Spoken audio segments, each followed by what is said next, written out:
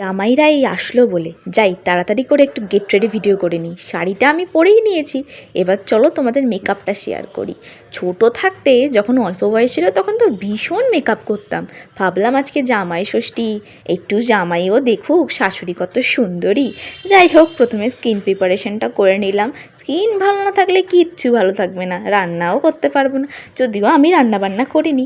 যাই হোক, তারপরে ডার্ক সার্কেলগুলো একটু ঢাকার জন্য একটু কনসিলার মাখলাম। রাত্রিবেলা জাগি তো কী আর করবো, জেনজি শাশুড়ি, জেনজির সেই আমার অভ্যাসগুলো রয়েই গেছে।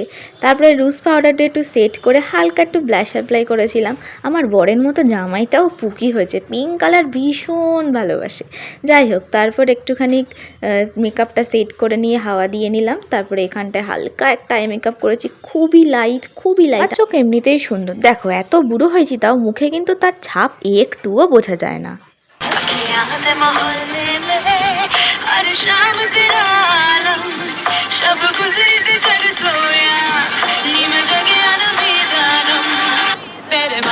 একটু গান করতে করতে ভিডিও করছিলাম আর কি।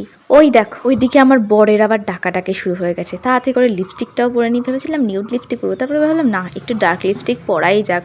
ছোট বয়সে তো অনেক নিউড লিপস্টিক পরেছি। যাই হোক, তারপরে দেখো, তোমরা ভেবো না আবার চুলটা কালার করে এসছি। আমার চুলটা এরকম সাদাই ছিল একটুখানি, তো চুলটা উল্টানো করে বাঁধা ছিল বলে তোমরা দেখতে পাওনি। ও, আমি একটা জিনিস ভুলেই গেছিলাম, চশমাটা।